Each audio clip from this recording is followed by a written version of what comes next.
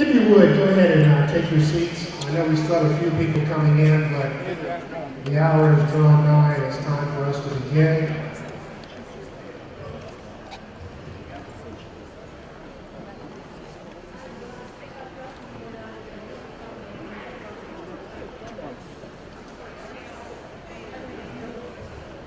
I can't tell you how terribly pleased I am to look out and see how many people have turned out to support the work of the Moton Museum. It really does our hearts great to see the amount of community support this community museum has.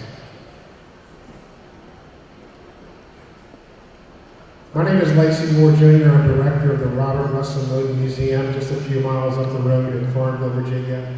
I have to say up the road, one of Hampden-Sydney, because they tell me this is a separate town, although they shop with us.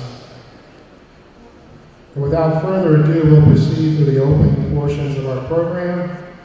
First, the welcome to Hampden-Sydney College coming from Dr. Christopher Howard. Then the welcome on behalf of the board coming from Dorothy Holcomb. Our invocation will be given by Dr. Mike Etzinger.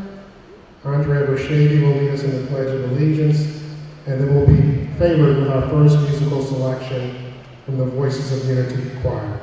Thank you. Good evening. I'm Dr. Chris Howard, and I do what Lacey Ward tells me to do.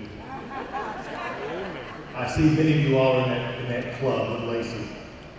Lacey said to me last year, or maybe it was 2 years ago, we need to bring 500 of our closest friends to Hampden-Sydney College and celebrate. I said, Lacey, we've got basketball season.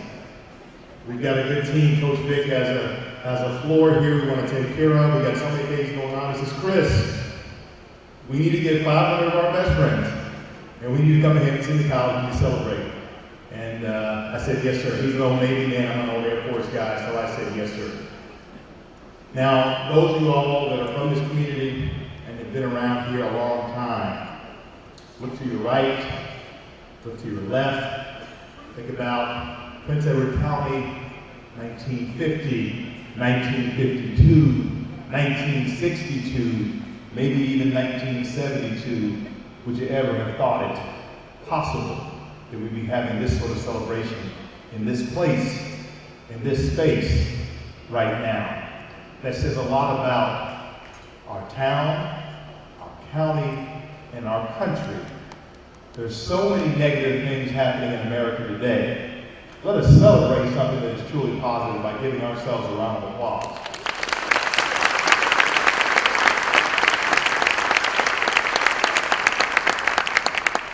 I'm delighted to welcome Lacey and the Robert Russell Moton Museum here.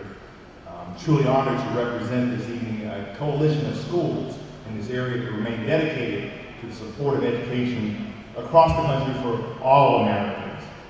As president of Hampden-Sydney College, I have a unique pleasure of working with officials from Long Beach University, Prince Edward County Public Schools, the Pupil School, to celebrate and commemorate the historic citizens and the heroic citizens that fought for equal education, again, for all Americans. Our four institutions of learning remain dedicated to honoring the courage and sacrifice of the students of the Robert Russell Moton High School who sacrificed their education so that others would not have to sacrifice. While we're all here tonight to celebrate the Moton Museum and celebrate our community, we must remember what brings us all together. It is imperative that we continue to preserve and positively interpret the history of civil rights and education, and in particular to commemorate what students at the Robert Russell Moton High School did for further education across the United States of America. We gather here tonight not only to celebrate the Moton Museum and the great work it does, but also the students who literally changed the course of America's history. I want to welcome especially Miss Elaine Jones to Southside Virginia. Miss Jones, it is as if Thurgood Marshall himself were amongst us. We're so delighted to have you here, although you're much more handsome and beautiful than he could ever hope to have been, Miss Jones. So ladies and gentlemen, please join me in welcoming the Moton Museum here. I thank you very, very much for your time. God bless.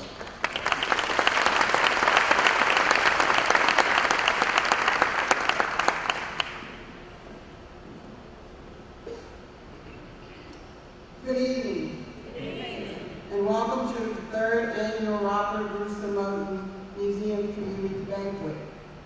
I wish you all could have the view that I have. I have the best view in the house. It's a wonderful sight just to see so many people gathered here this afternoon. My name is Dorothy Holcomb, and I'm the chair of the Moton Museum Council.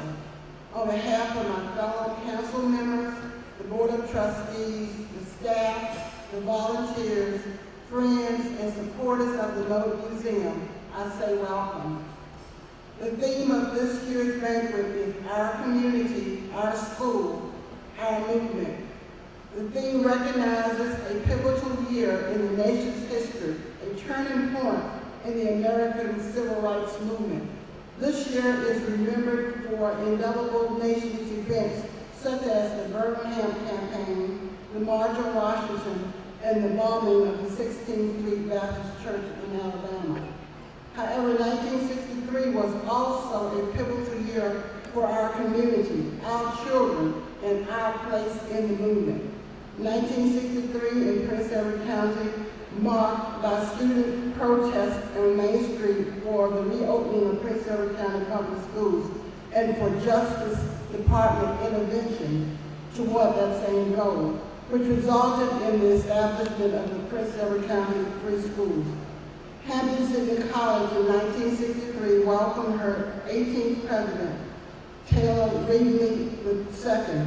Tonight, we as a community gather at the school where he served during the Tigers' 1968 transition from segregation to integration. We welcome you tonight to the banquet in commemoration of the difficult challenges undertaken on behalf of our nation by this community. Again, welcome to you all and enjoy your evening. I would now like for Dr. Michael Utzinger to deliver tonight's presentation.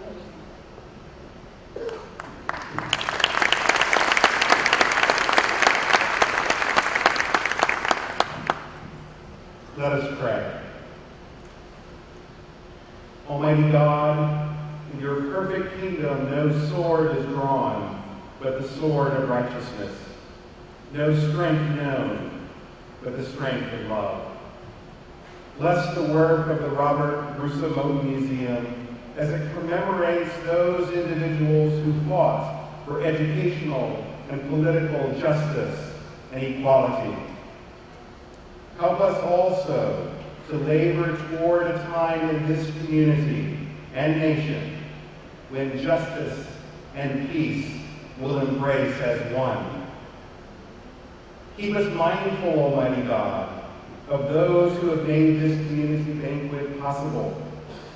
And bless all of the hands, those known and unknown to us, who have cultivated the fruits of the earth so that we might have a meal of fellowship. Bless our meal time. This we ask in your name. Amen.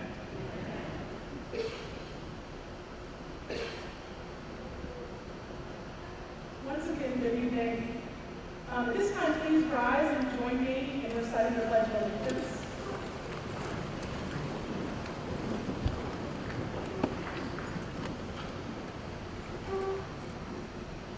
I pledge allegiance to the flag of the United States of America and to the republic for which it stands, one nation, under God, indivisible, with liberty and justice for all. Thank you.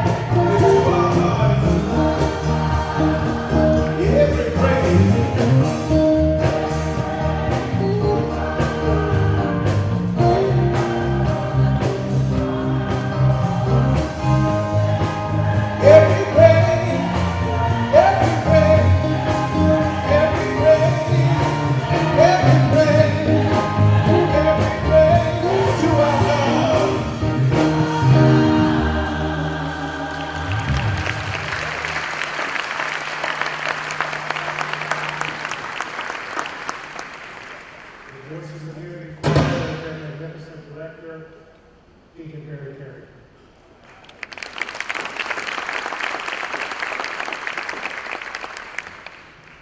At this time, dinner is served. There are serving lines to either side of the room.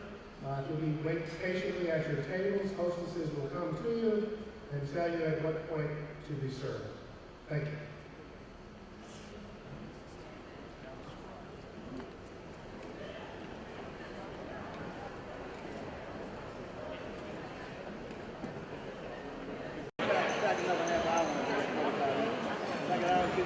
Good evening. And here we are at the second portion of our program, a portion you all love, where we recognize those who make events like this possible, our sponsors and our family members. At this time, I'd like to introduce two members of the Moton Council, Cynthia Johnson and Ruth Murphy, to come forward and continue the program.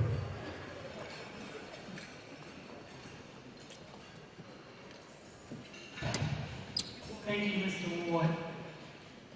Good evening. My name is Cynthia Johnson, and I am the Resources Committee Chair for the Moton Council. And I'm Ruth Murphy, and I'm the one that touched the mic before the program started and made a loud sound because I was trying to figure out how to pull it down because I knew I was shorter than Cynthia. We've been friends for a long time. But I'm Ruth Murphy, and I'm very honored to serve as the chair of the Governance Committee of the Moton Museum Council. We would like to take a moment to recognize those of you who have made tonight possible, our sponsors, beginning with our title sponsors. As your organization is called, please stand to be recognized. First, Prince Edward County. Let's give them a round of applause.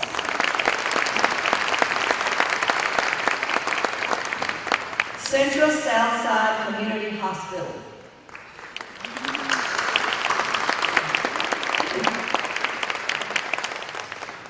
And Wells Fargo.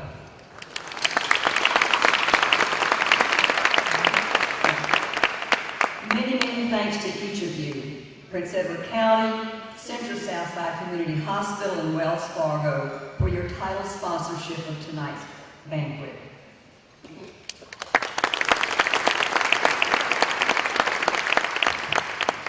And now let us show our appreciation for our table and half-table sponsors. You will see them listed on the back of your program and on the screen and back of me. Let's give them all a round of applause.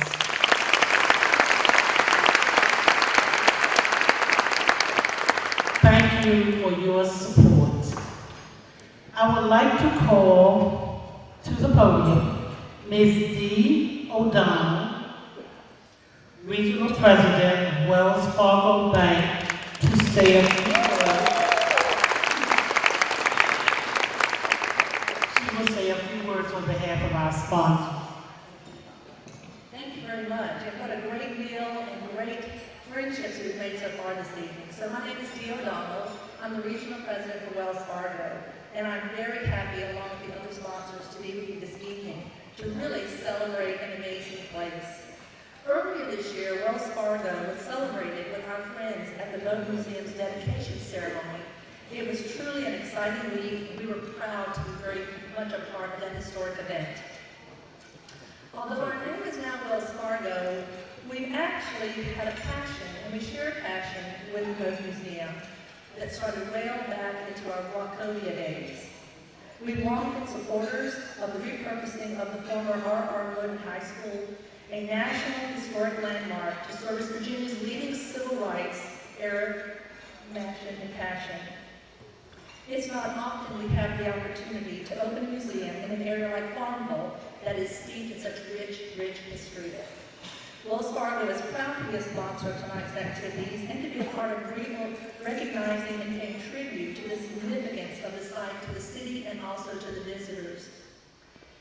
And to be here with Elaine Jones is also a double excitement for me. One, I share with her, my middle name is Elaine, and my maiden name is Jones. So I think we have a lot in common.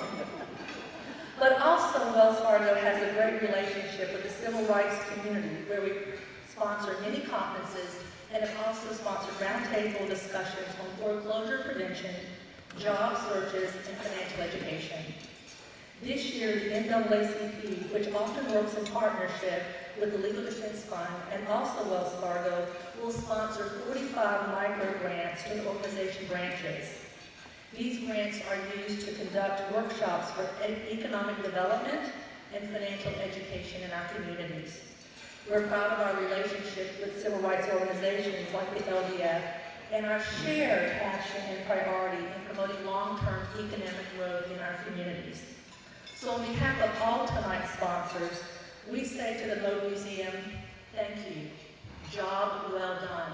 Keep up the great work. Education is the key to making a difference.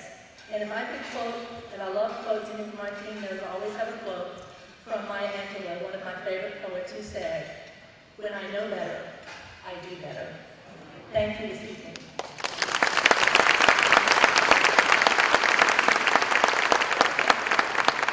And if we could ask Howard Stimpson with Prince Edward County and Bill Bass, the Centra, to come forward.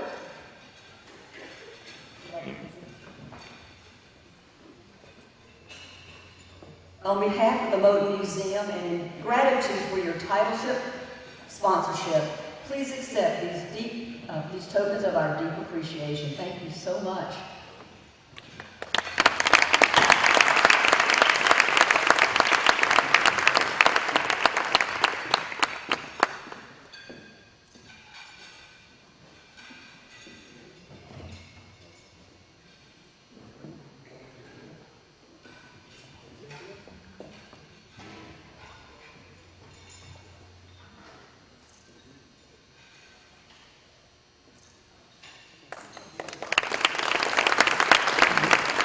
Thank you.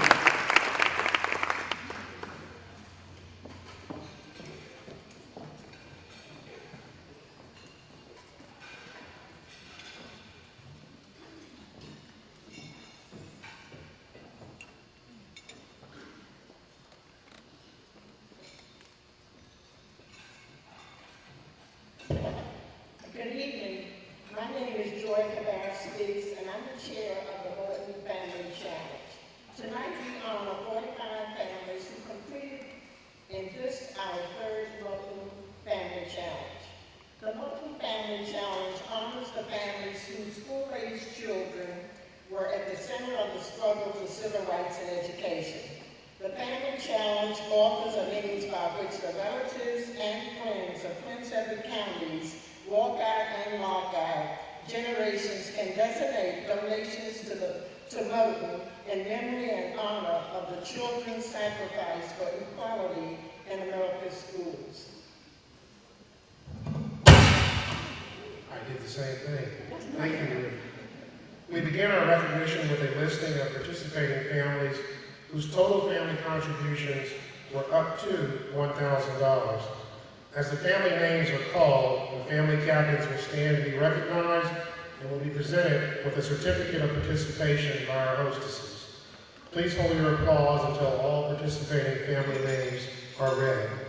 The families and their captains are the Carl E. Allen family, Carl Allen; the E.B. Allen family, Edna Allen Dean; Herman Allen family, Margaret Stiff; the Baker family, Ann Baker Lindsay; the Carpenter family, Margaret Stiff; the Cawthorn family, Nathaniel Cawthorn; the Coles family, Nellie Coles; the Gaines family, Selma Gaines Spencer; the Hamlin family, Bob Hamlin; the Harrison family, Frank Harrison Jr.; the Holcomb family, Frederick Holcomb; the Reverend William Johns Sr. family, Reverend W. Johns Sr.; the Lancaster family, John Lancaster Jr.; the Lee family, Alvin Lee; the Nunley Early family, Shirley Early; the Odom family, Rita Mosley; the Odom Mosley family, Rita Mosley; the Page family, Norman Page; the Randolph family, Thomas Reed; the Reed family, Honorable A.D. Chucky Reed, the Spencer Croner family, Ed Lewis, which one was? The Randolph family, Rebecca Randolph, the Stiles family, Bishop Frederick Stiles, the Tyler McVeigh family, Irene Taylor McVeigh, the Wall family, Marcy Wall, the Ward family, Gerald and Ivy Ward, the Watson family, John Watson, the White Watson family, Kelvin Ford, the Wiley family, Elder Nobley Wiley, the Thomas Wiley family, Luther Wiley, Lurleen Wiley, and the Willis family, Jean Willis Lee. And the Reed family, Thomas Reed.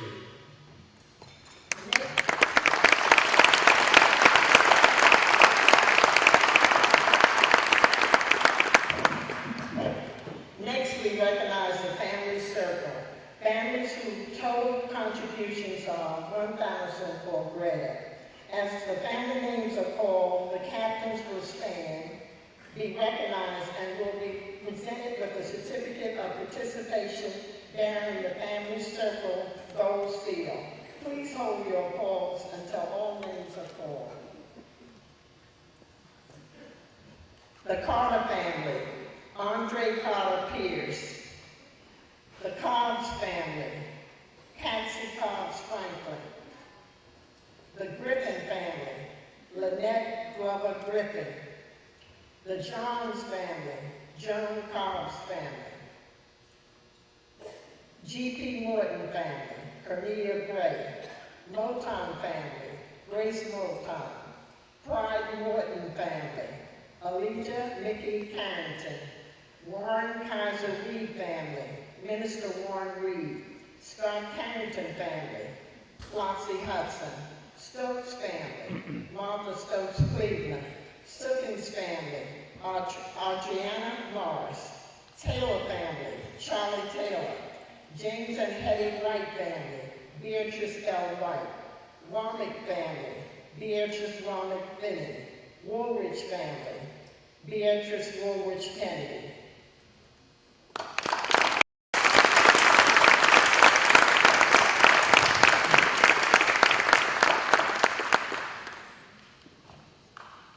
We will now present the individual donor awards.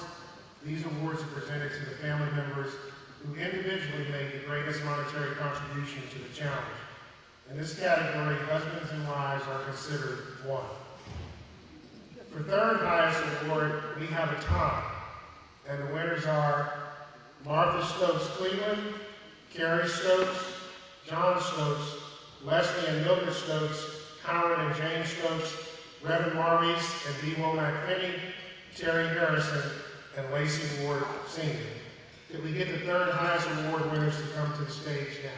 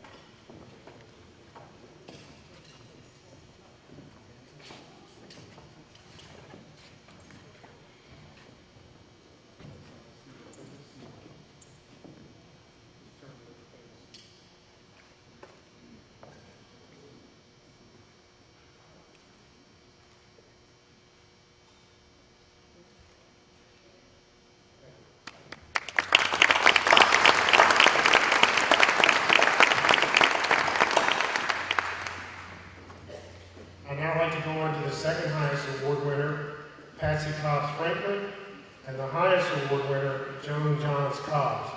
Joan is unable to join us tonight. She had to choose where to be. She's currently attending a screening of Barbara John's The Making of an Icon at the Waterloo Film Festival in Brussels, Belgium. So it's Hampden-Sydney or Brussels. But with my brother standing for, and with Patsy Cobbs come forward.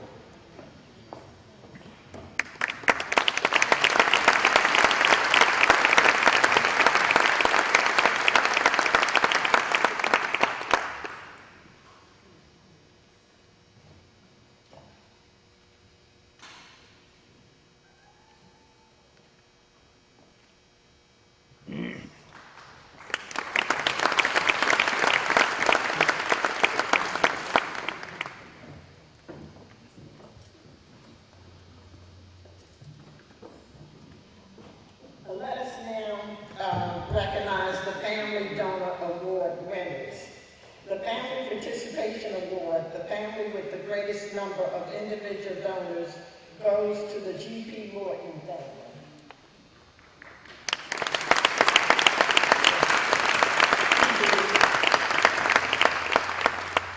Our third highest donor family award goes to the Cobbs family.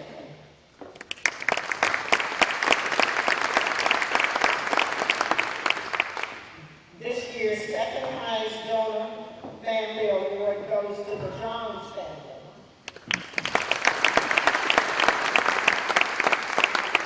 And this year's highest family donor award for the third time in a row is claimed by the Stokes family.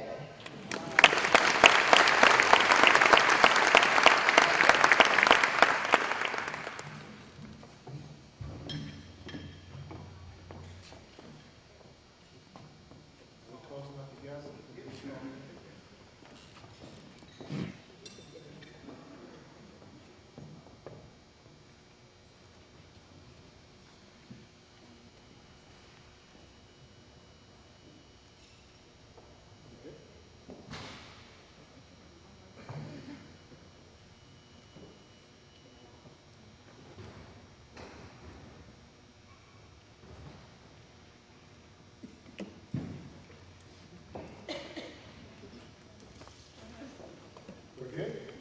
Okay. Thank you.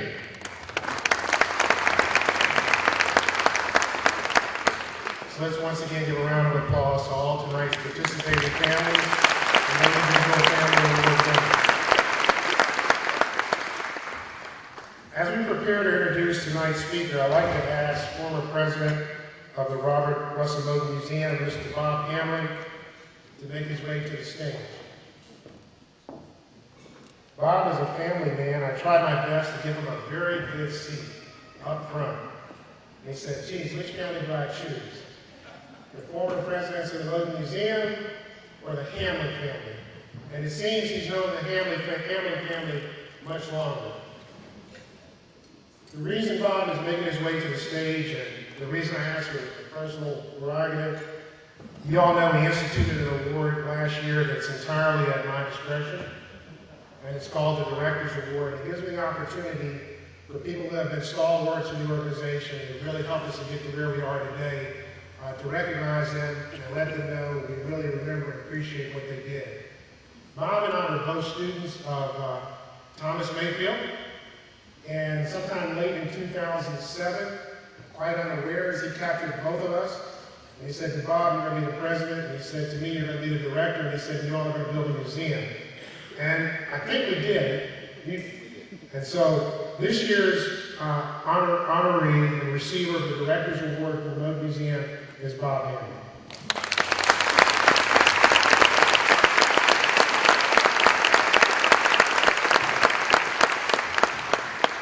This was a total surprise, but it's one that I don't take lightly.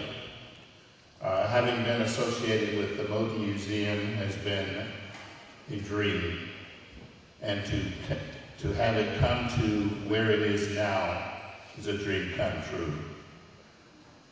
I can only hope that we make you feel that you're a proud part of this community and of this history building, because we recognize this was an important story that needed to be told. And so for that reason, I feel truly honored. Thank you, Mr. Ward.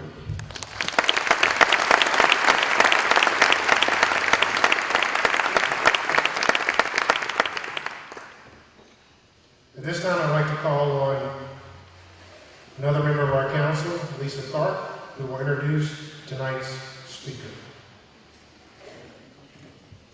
Good evening.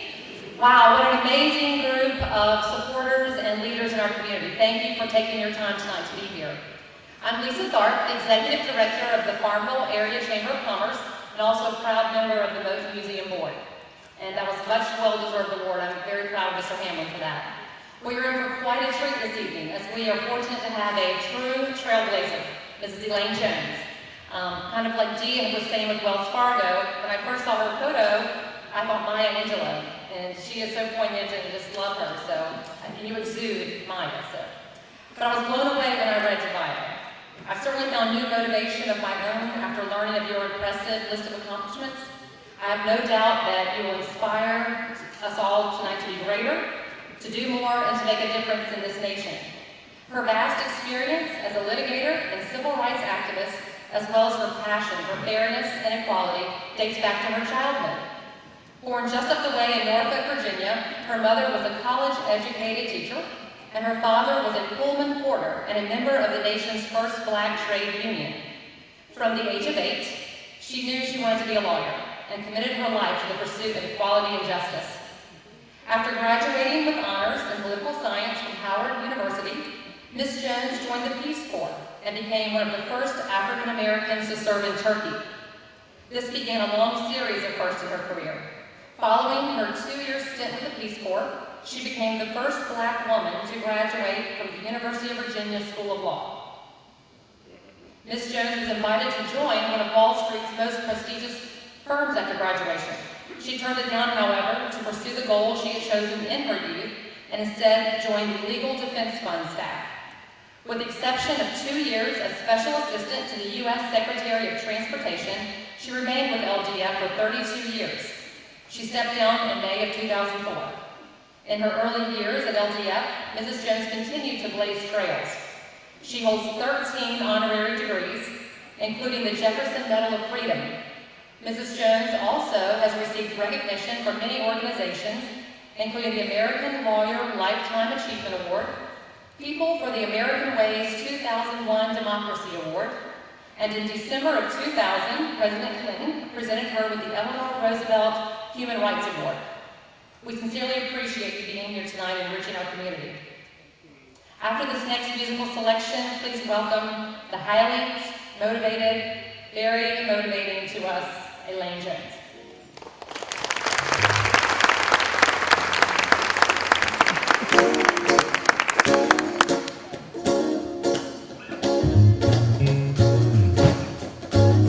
Come on, y'all, put your hands together right now for the Voices of Unity. This choir represents the choral section of Prince Edward County. Give them a hand. Come on.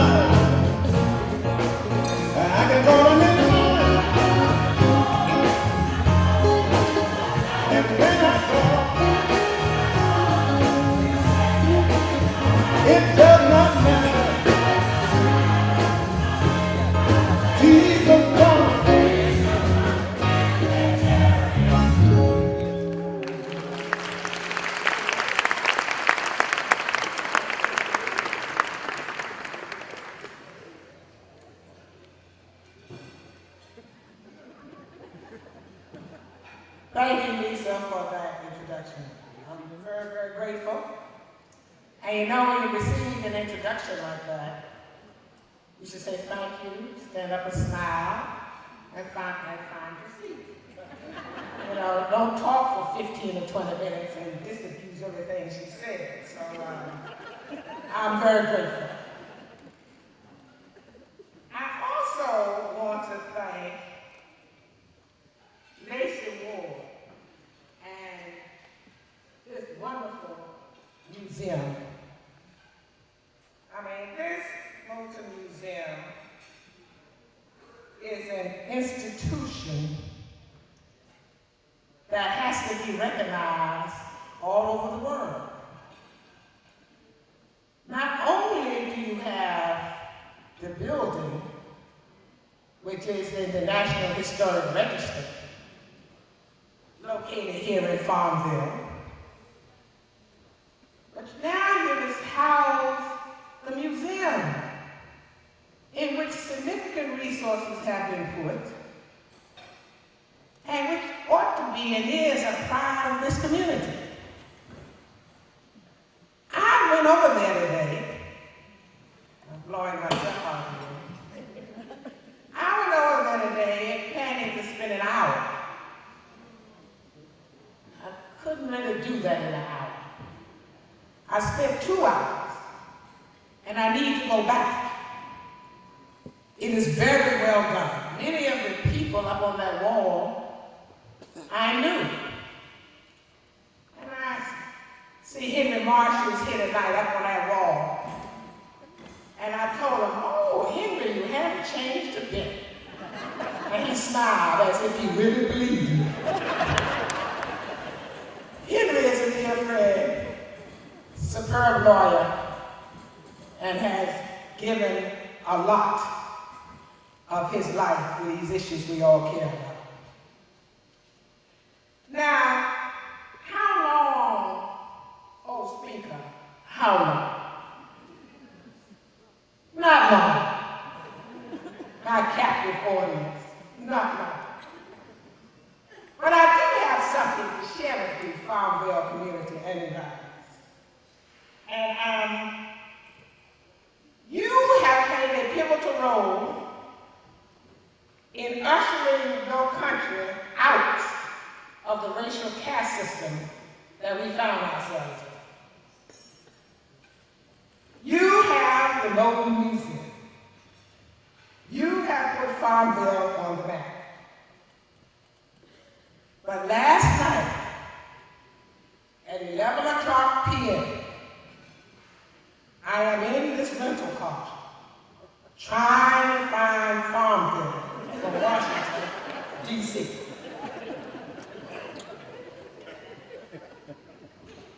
It's dark out there, y'all, at 11 o'clock. I came down. I had the GPS And even she stopped talking after a while. I hit 288, and now I'm looking for a sign. I said, I'm going to see a sign. I saw nothing. And then she said, 360. Came right up on 360, and I went around, pitch dark, 360, up on 360, no sign. No sign. Whether or not you know it, because you were in bed, the trucks have a large piece of 360 that belongs to them at night. I mean, these trucks were coming down 360, and subliminally, still no sign. Amelia, Danville, and whatever that other city is with the B. I mean, still no phone bill. And I said, am I right? She's not talking. Then, all of a sudden, I come up to a big sign that says, Farmville. It was 307 right there. I came up on it just as I was about to pass. So I humped it right on 307 and got on 307. If I thought 360 the truck's on, I needed a pair of skis on 307. I mean, those trucks were not stopping. Meanwhile, yes, it stopped talking, but I couldn't look at it because I didn't want to run into one of those trucks.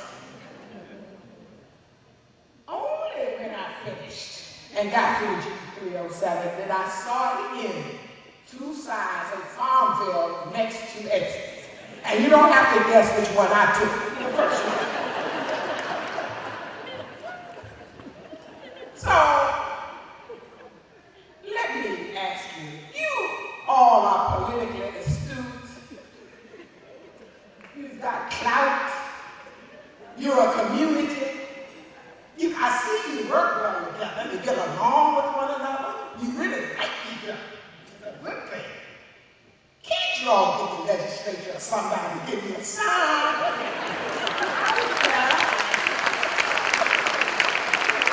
Or get a sign on 360. Get a sign on 307. Somewhere. Before we get to the big, turn here. So we know we're in the right place. I genuinely was thoroughly confused. But I got there. So I thought I'd make my appeal since I had the microphone. And I'm talking to the right people. And if it can't get done, you'll get it done. Now, folks said, oh, Lacey, you got a lawyer. You couldn't do better than that for us for the third one. I mean, you spared us the lawyer the last couple of years. We had some good speakers. We had something to talk. Now you got somebody who's standing up there and who's going to sound like this. When we go to law school, it's Jack and Jill went up the hill. English, we speak English before we go. But after we leave, Jack becomes the party of the first part, hereinafter known as Jack.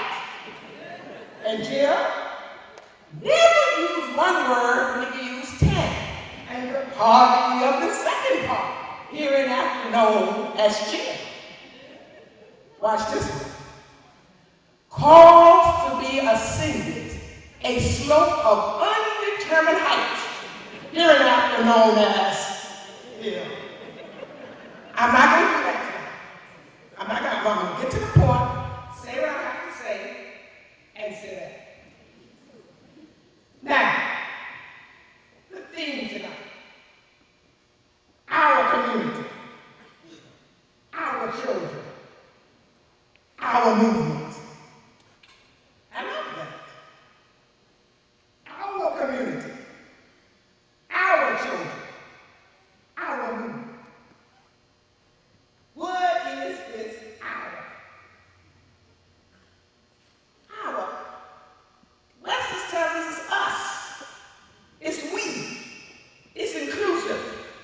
all of us. It's not you, it's not me, it's not them, it's not he or she, it's us. It's all of us. And the hour gives us the sense of community. It gives us the sense of pride.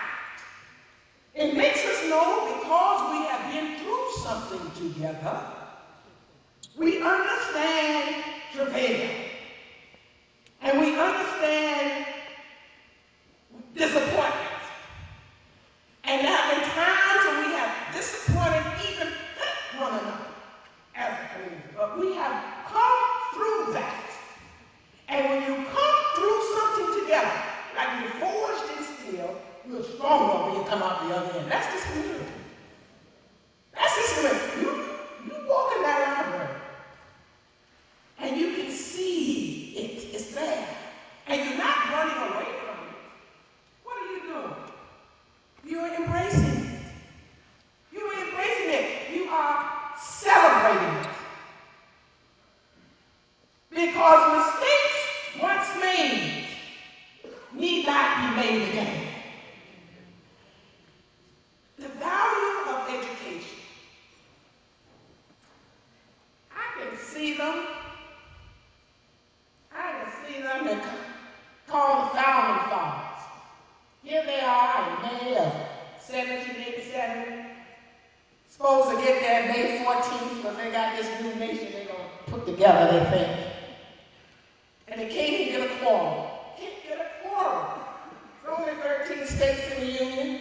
Rhode Island didn't send anybody because they said they smell a rat, so they only sent 12. Only 12 states represented. And finally they got together on the 25th of May. 4 months, locked themselves in the schoolhouse. One break for 11 days. Luther Martin from Ireland was so inebriated when he got there, he fell off his horse. He was Attorney General when he got there. I mean, James Madison and the Virginia boys were there early because they had planned. I mean, the largest states, Pennsylvania, Virginia, the leaders. George Washington. Thomas Jefferson was not there. He was in Paris. Gouverneur Morris was there. Come to talk against slaveholding. Biggest slaveholder in the room. And talked against slaveholding. I mean, and so they were a bunch of personalities. They could have discussed the issue in Latin as well as in English. They were country gentlemen. All of them were property. Now, the founding fathers, 55 of them in all, and about 30 of them signed the founding document. Because they all didn't sign on to it because they didn't agree with everything. But what did they do for us? They came to us with their view of the world and gave to us the best that they had at the time. It was not sufficient. A lot of birth defects in the Constitution of the United States. Women, Abigail Adams tried to explain to her husband, the founding father, John Adams, who was in the room. He was third president of the United States, and she tried to explain to him, don't forget the ladies. Of course, he didn't listen, and they probably forgot the ladies. Slavery throughout you read the original Constitution, there's an oblique reference whenever they refer to property. Slavery is in mind, they're protecting property. That's a euphemism in the document. Unproperty, white men, Indians not taxed, the whole thing. Something interesting about the founding fathers as well. Do you know in our federal Constitution, there is no provision for a right to a public education or right to education of any kind? It's not there. There is no federal right to education. The rights that we have in that area come from our state governments and local governments. They don't come from the federal. Now, but Elaine, how is this significant? How do we get Brown versus Board? What was going on with all of that if there's no right to federal education? Well, when you look at the document, what is clear and what was clear from the Supreme Court is, if there is a right to education, if there is a right that is provided, and if education is provided to some, then it must be provided to all in a non-discriminatory fashion. In other words, the court didn't say there's a right to public education. They never said it. As I stand here, they have not said it. But they said, to the extent there is free public education or education of any kind offered, you cannot segregate on the basis of race. Now, so the founding fathers understood the value of education, but you know, many of them, I don't think, believe that all of us should receive a free public education. That's another reason it wasn't in the document. But we have some great quotes from these guys later, the Greeks and the Romans, and they read Aristotle, the student of Plato, who said, quote, "We are what we repeatedly do. Excellence then is not an act, but a habit." Then he says, in a separate quote, "All," listen to this folks, "all who have meditated on the art of governing mankind have been convinced that the fate of empires depends on the education of youth." Aristotle told us that. The fate of empires depends on the education of youth. Cicero, our Roman philosopher, tells us what? What greater or better gift can we offer the Republic than to teach and instruct our youth? That's so true. What greater gift can we offer the Republic than to teach or instruct our youth? Well, Virginia supplied on an unequal basis, but Virginia wasn't alone. It was practiced, especially across the South and the North as well. It was practiced. It's separate. But you know what it took? And this is another birth defect we're trying to cure. It took 25 years to challenge to Plessy versus Ferguson, separate but equal, from 1929 to 1954. 29, Charlie Houston became dean of the Howard Law School. Thurgood Marshall was one of his first students. Oliver Hill was in the same class. Oliver and Thurgood were thick as thieves. They called one peanut, and one other called them turkey. They had food on their brains, so that's what we called each other, peanut and turkey. And I mean, it was Oliver who the students sit for, and it was Scottsville Robinson, who was also at the law school at the point, who came to Farmville. Small legal community. Only certain lawyers would take these kinds of cases because they required everything. But you know what I find so interesting? We look at the 5 cases that got rid of the racial apartheid in this country, Brown. And it was Kansas and South Carolina and Virginia, you know, and D.C. and where was that? Delaware, thank you. Now, here's what's so interesting. All of the cases were lost below. But there was one state that got it right. Delaware.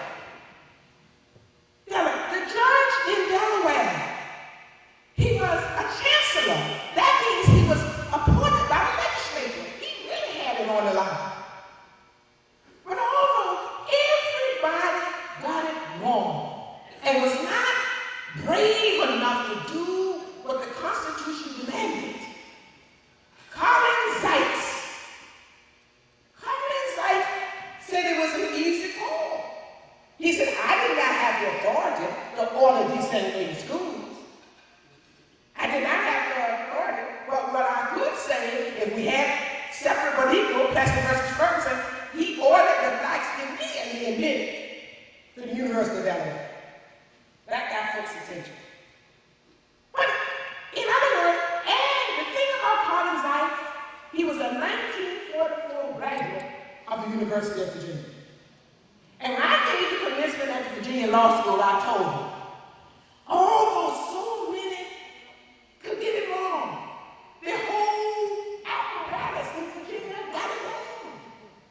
Just got it wrong. Knew the right thing to do. Knew what they were supposed to do, but came up with the other school scheme. He went so far as to close the schools. Cicero and Aristotle were doing flip-flops. Close the school. And so, but it shows you, no matter what your environment is, when you know what the right thing to do is, then we are compelled to do it. Others among us do. Look at Barbara Johns and her classmates.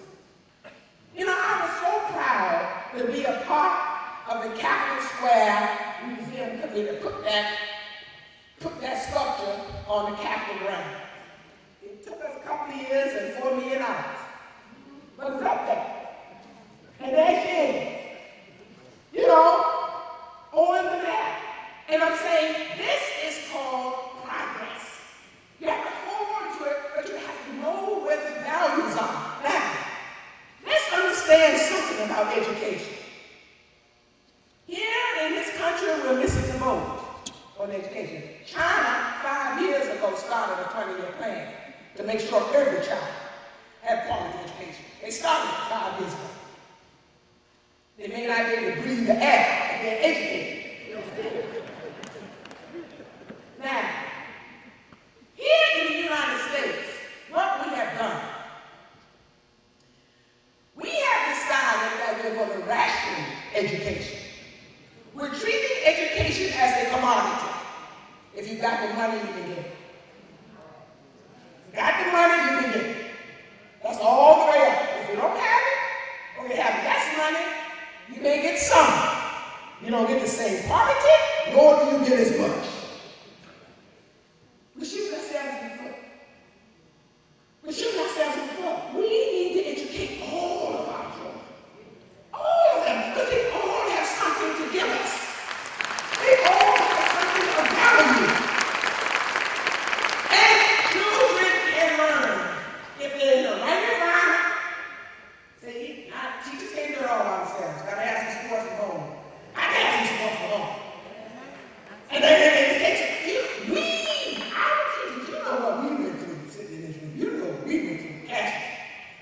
we crossed means of Mr. So we were in serious trouble. Our parents wanted to hear anything we had to say. It wasn't an automatic jumping into our defense. It was listening to what the teacher had to say and assuming the teacher was right. We had no defense. So I'm saying this and it's hurting us as a nation because it's not just in Virginia. It's a universal problem. It's all over the country. And we can ill afford it. And what's happening to us is we're becoming less competitive. We're becoming less competitive. Our kids don't have the comprehension and the literacy that they should have when they should have it. And it's not their fault many times. It's not that it's something that we shouldn't put in ourselves. On everything. On anything. Kids should have opportunities.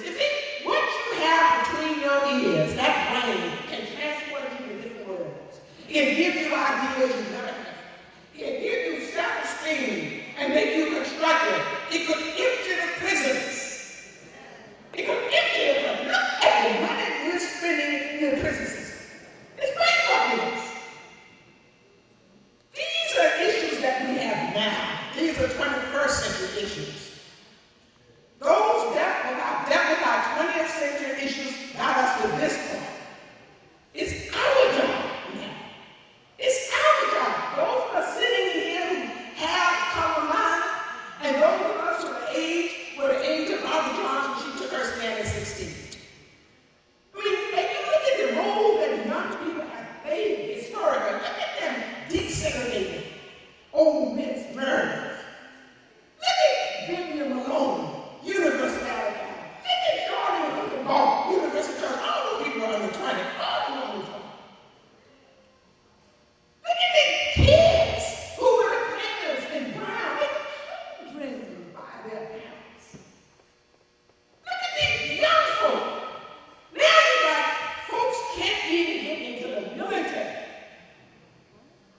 because of the reading comprehension.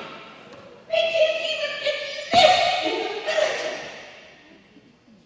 We're in a serious way. All right, now. You want solutions? Wrong person. Now, let me tell you a couple of things, and then I am going to say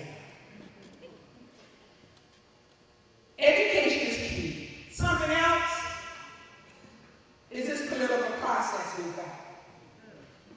We're a democracy. And we're pretty successful democracy.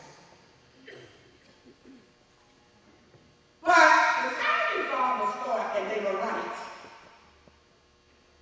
they were a little leery of the popular vote. They really were. You hear that discussion? Because they knew it required an educated citizenry to have a successful democracy. Did you hear me? An educated citizenry to have an educated, I don't mean a string of letters behind their name. Dr. this and do that. I mean being literate, being able to read, being able to reason, being able to understand what's going on in the world about you, and can understand the issues. It's not that complicated, these issues. They're not that complicated. What people want to be complicated. Let me read about that. This as in law school. I was the only black woman in the university. They didn't even have any women in school. No women in the university until I graduated. Because it's all men. And what am I doing here? You know? But here I am. I said, well, I would tell them. I said, it's not complicated. You all want it to be complicated. What does the Constitution mean? It means what the Supreme Court says it means at any particular time. And they often change their mind. That's what it means. If you try to get a vote, and the whole issue of voting, black and white and Latino folk died for us to have the right to vote. That 1965 Voting Rights Act, Miss Darla Louiso, white mother of 5, came out of Detroit, they got killed, Reverend Reed, the Unitarian minister from Alabama, killed. I mean, this one, I tell folks all the time, you know, as black folks, we did not come out of slavery by ourselves. We did not. Because when you think about it, how many black folks were in Congress when, in 1863?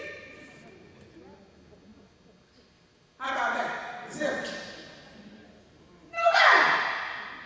It was Charles Sumner and others, white Americans, white men who stood up. They helped us through. And I try to explain to people, and play this game with us. If it's a zero-sum game, if you have a right, it means I'm denying something. Quick story on this. I had some cases, and we sued the states because of the state troopers. They had rules. State troopers had to be 6 feet tall. I said, why have to be 6 feet tall? So when they give you a ticket and you get out and you have to look up, you know, why do you have to be 6 feet tall? They say, what does that have to do with your being in this state? So we brought those cases and got rid of those requirements. Women are not usually 6 feet tall. Latinos and Asians are usually 6 feet tall. So whole groups of people were excluded. So I said, we got rid of the height requirement. Guess who we helped? Women. We helped Asians. We helped Latinos. We helped, and I said the women because the women aren't usually tall. But guess who else we helped? Short white men. Short white men. And you guys could get jobs. If you were 6 feet tall and you were in Virginia back there in the 70s, and you could not get a job as a state trooper. So I'm just saying, you open up the system, you know, just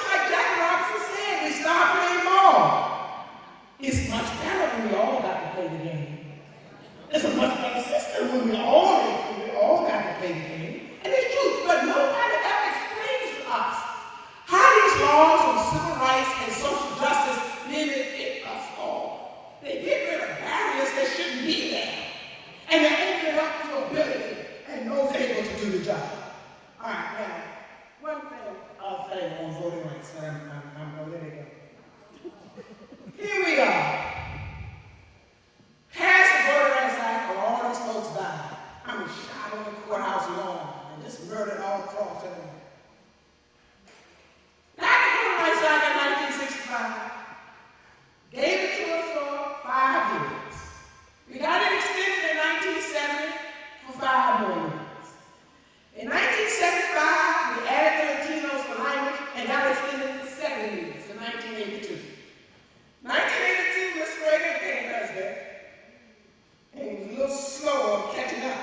And while he was slow on catching up, we got the 82 Act passed.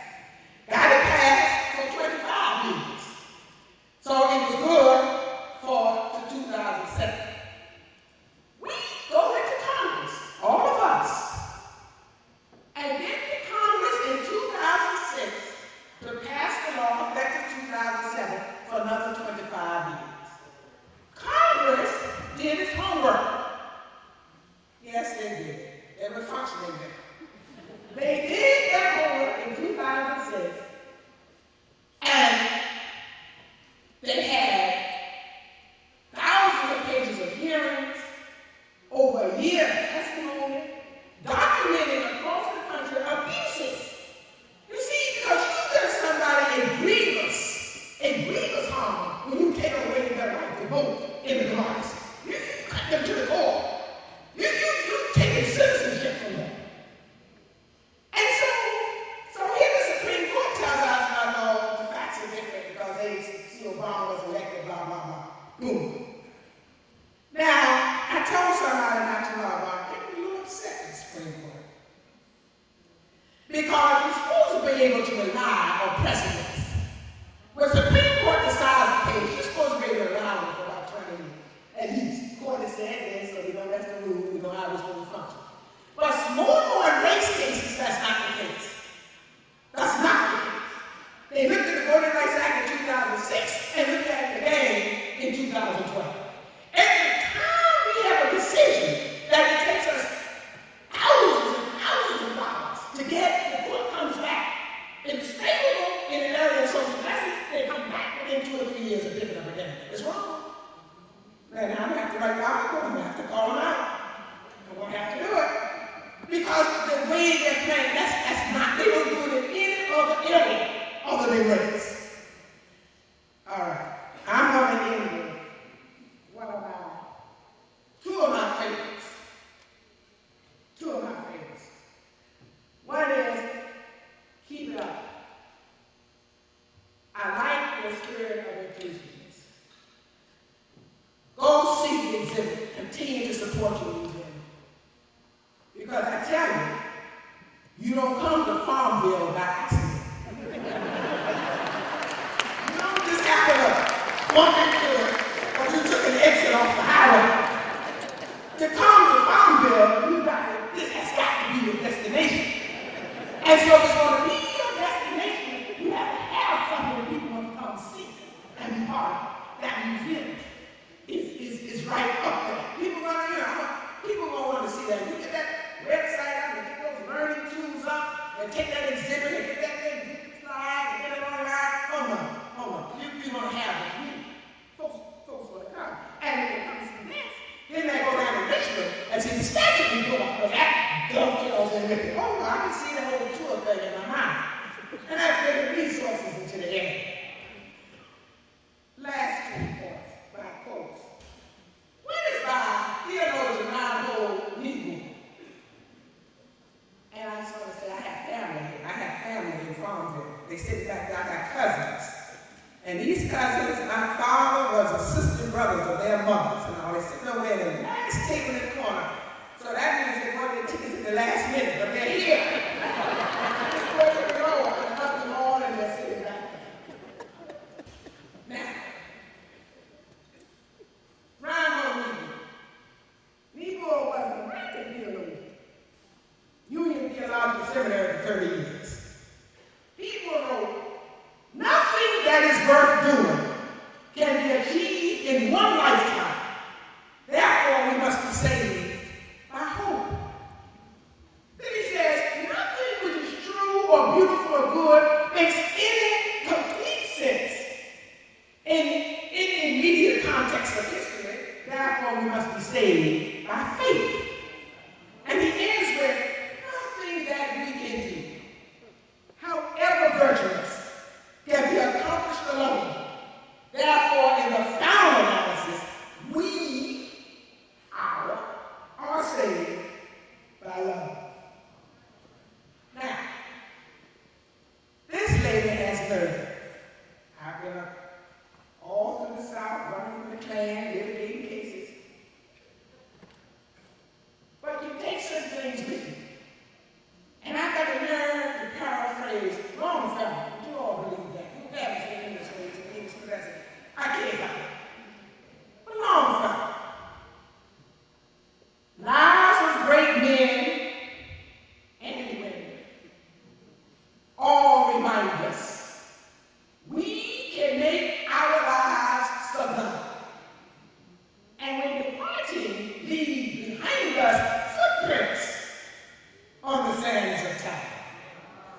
Footprints that perhaps another, sailing on like Solomon, a forlorn or shipwrecked brother or sister, sin shall take hold again.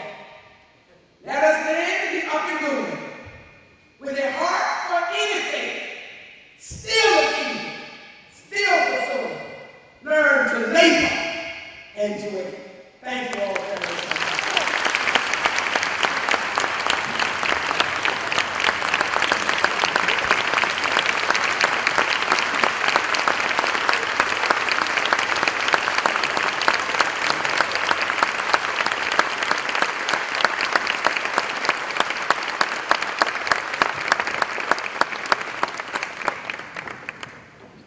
There was a little ceremony before we began tonight. And I think Jacqueline Reed is going to share with us why she's coming to the podium.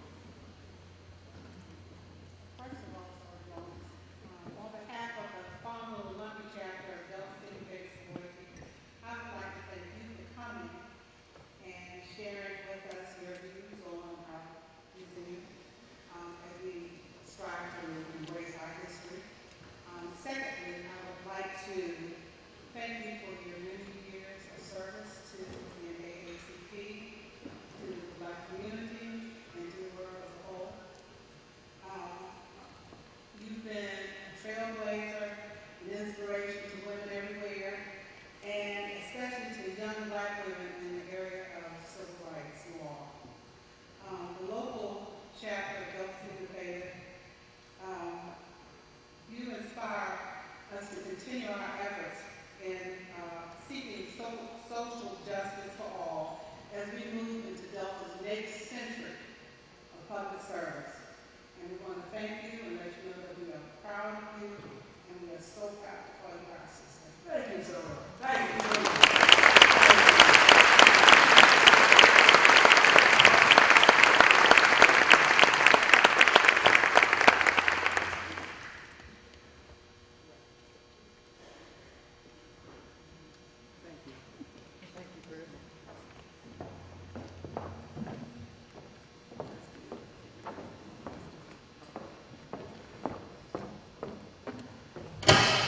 You can tell I was paying attention, right? Unlike the founding fathers, I remembered the ladies. And so we had the Deltas come up and acknowledge their soror this evening. We've come to the end of tonight's program. Again, to say thank you to all of you for being here with us. A few thank yous I'd like to extend, of course, to our keynote speaker. You knew you were going to a college. You came with great academic knowledge, and I think, Dr. Howard, do you have an application ready? Would you like to assign her to the faculty? Is this one you want to keep here in Hampden-Sydney, Virginia? So thank you for stimulating our minds and inspiring us tonight. To Hampden-Sydney College, to the Howards, to their staff, I see them distributed throughout, to the students who are here, To the basketball coach who allowed us to have use of the court here as the season is beginning, I want to say thank you to Hampden-Sydney. Would everyone give Hampden-Sydney and Thompson Hospitality a round of applause?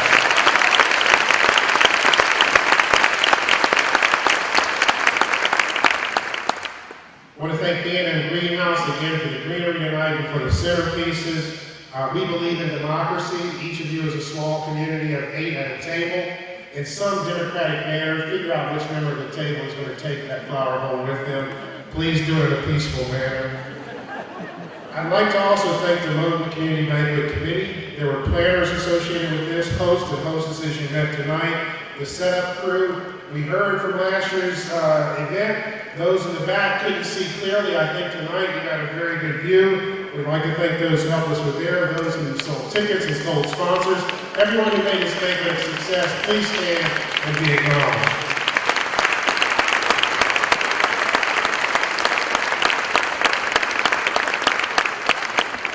Again, to our title sponsors, Prince Edward County, Central Southside Community Hospital, thank you all for getting us to jump on getting this event going.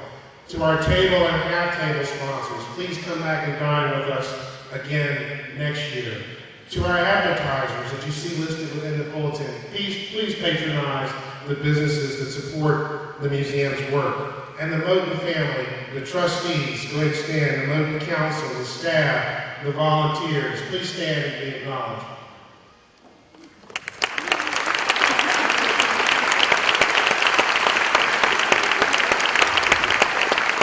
Thank you. Bob Hamlin and I had this discussion. You have a Moton family and you have your own family. My family is here tonight. My dad, Lacey Ward, my aunt, Flossie Hudson, you all know her as Flossie, Mike Minnie, and my wife, Ardeen. And my members, and my sister Karita is here down from Baltimore. The members of the Ward family, please stand and be acknowledged. Thank you all for being here.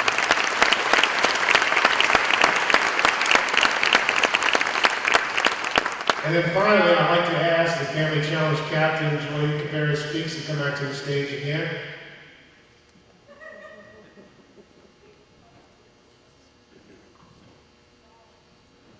What really inspired so many families to participate in this year's activity? I can tell you that what it was is there's someone who has 2 phone numbers, home and cell phones, keeps them burning constantly. You family captains know you heard from her at any time of night. But she's the rose that makes the Family Challenge bloom. And so tonight we wanted to acknowledge you and let you know how much we appreciate your volunteer service in making this all work.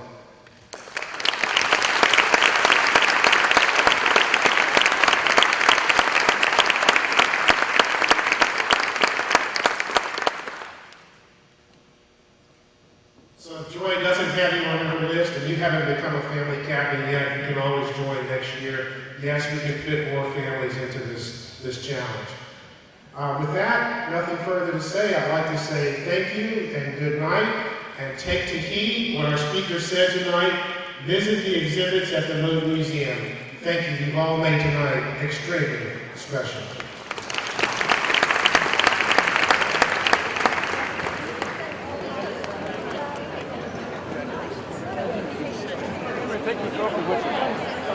You can't take my umbrella. Yeah, I'm gonna leave that.